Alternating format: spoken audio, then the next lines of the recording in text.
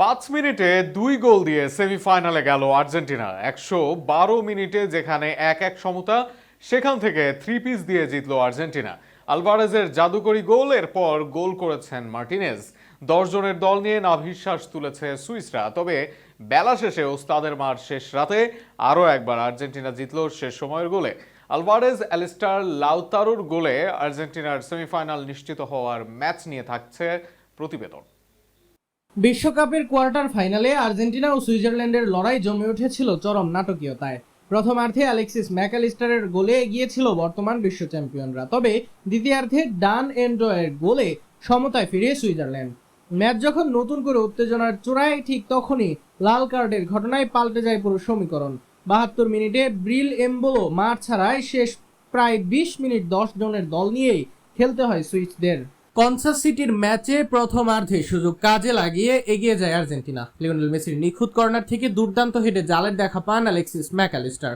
গোলের পর সুইজারল্যান্ড বলের দখল ধরে রাখলেও সংগঠিত রক্ষণ ও দ্রুত পাল্টা আক্রমণে প্রতিপক্ষকে চাপে রাখে লিওনেল স্কালোনির দল। বিরতির পর ম্যাচের গতি আরও বেড়ে যায়। 50তম মিনিটে মেসির দারুণ থ্রু পাসে ডান প্রান্ত দিয়ে উঠে আসেন নাহুয়েল মলিনা, তবে বক্সে ঢুকে নেয়া তার শট লক্ষ্যভ্রষ্ট হয়। 3 মিনিট পর মেসির কর্নার থেকে আবারও সুযোগ তৈরি হলেও এনজো ফার্নান্দেজের হালকা ছোঁয়া কাজে লাগাতে পারেনি আর্জেন্টিনা। অন্যদিকে গোল শুধে মরিয়া হয়ে ওঠে সুইজারল্যান্ড। 65তম মিনিটে ডান এন্ডয়ের শক্তিশালী হেড অসাধারণ দক্ষতায় ফিরিয়ে দেন এমিলিয়ানো মার্টিনেজ। 1 মিনিট পর আবার 30 গজ দূর থেকে গ্রানিট জাকার জোরালো শটও নিরাপদে সামলে নেন আর্জেন্টাইন গোলরক্ষক। তবে ক্রমাগত চাপের ফল পেয়ে যায় সুইসরা। 67 মিনিটে রিকার্ডো রদ্রিগেজের সঙ্গে দৃষ্টিনন্দন 1-to-1 পাসে আদান প্রদানের পর ডিবক্সের ঢুকে পড়েন ডান এন্ডয়ে। এরপর কাছের পোস্ট লক্ষ্য করে নেয়া নিখুঁত শটে মার্টিনেজকে পরাস্ত করে ম্যাচে 1-1 সমতা ফেরান তিনি।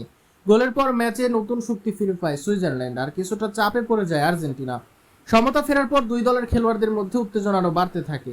69 মিনিটে লিয়ান্দ্রো প্যারাদেস হলুদ কার্ড দেখেন। এর কিছুক্ষণ পরই ঘটে ম্যাচের সবচেয়ে আলোচিত ঘটনা। প্যারাদেসের সঙ্গে সংঘর্ষে রেফারির প্রথম সিদ্ধান্ত দিলেও ভিডিও সহকারে রেফারির পরামর্শে পুনরায় ঘটনাটি পর্যবেক্ষণ করেন।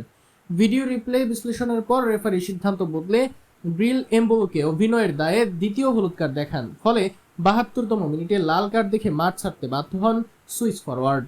তবে 10 জনের দল নিয়েই খেলা গড়ায় অতিরিক্ত সময়ে। সেই অতিরিক্ত সময়েরও একদম শেষ পর্যায় পর্যন্ত ডিফেন্ড করে সুইসরা, কিন্তু খেলা টাই ব্রেকারে গড়ানোর 3 মিনিট আগে দুর্দান্ত এক গোল করে আলভারেজ, আর তাতেই জয় নিয়ে সেমিফাইনালে পৌঁছালো স্কালোনির দল।